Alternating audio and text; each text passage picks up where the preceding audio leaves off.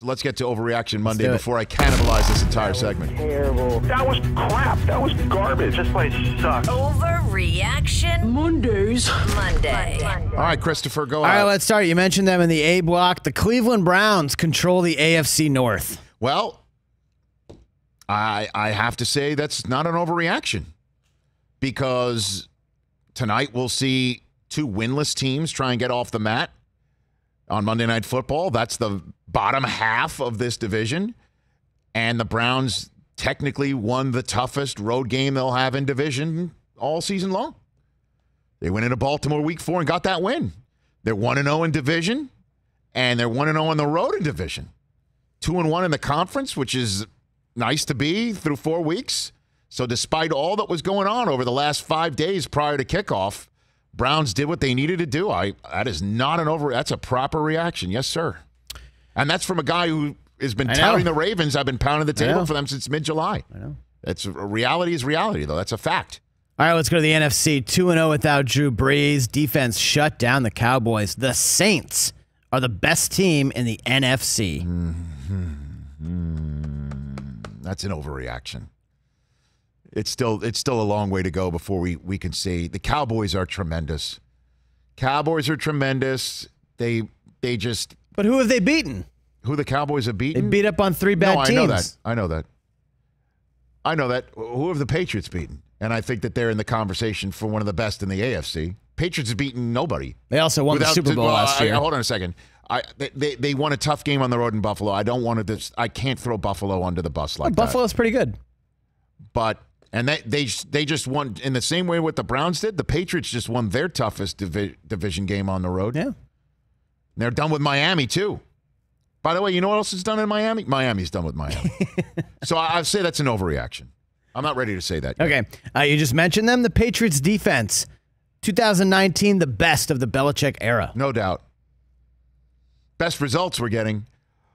I do want to look Willie McGinnis in the face again and not have him stare at me. So, yeah, that defense led them to 3 championships. I know. And this year's team is really impressive. I know, and it's tough to, it's tough to point on the field and say that team has that Hall of Famer on it, that Hall of Famer on it.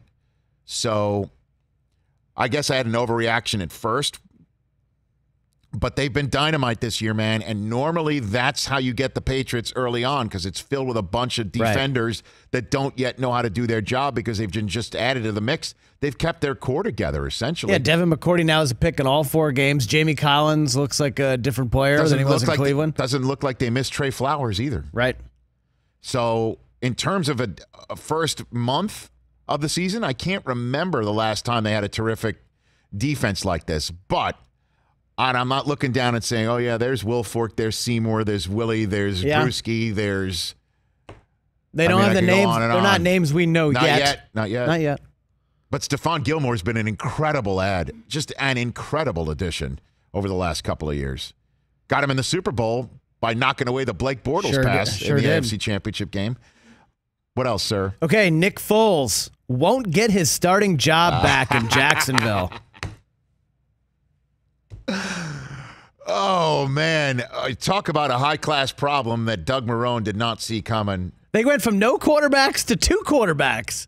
Gardner Minshew has to play football games because of what he is and who he stands for and what what vibe he gives off.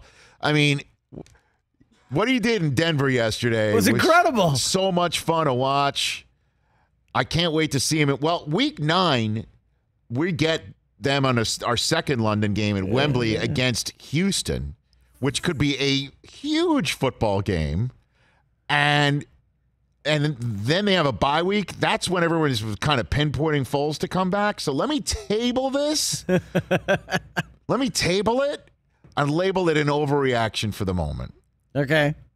Mitch's been great, but I'm going to put a pin in this one. You know, my week 2 second down was I'm all in on Gardner Minshew in their game in Houston.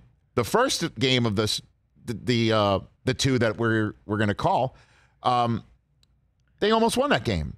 If Minshew hasn't lost a game, if Minshew exits the state of California as a quarterback that would make him what, 6-1, 7-1? Okay, so week 5 at Carolina. By the way, versus Kyle Allen. Those are the two young quarterbacks going on. Home for New Orleans. Oh, man. But at Cincinnati, home for the Jets.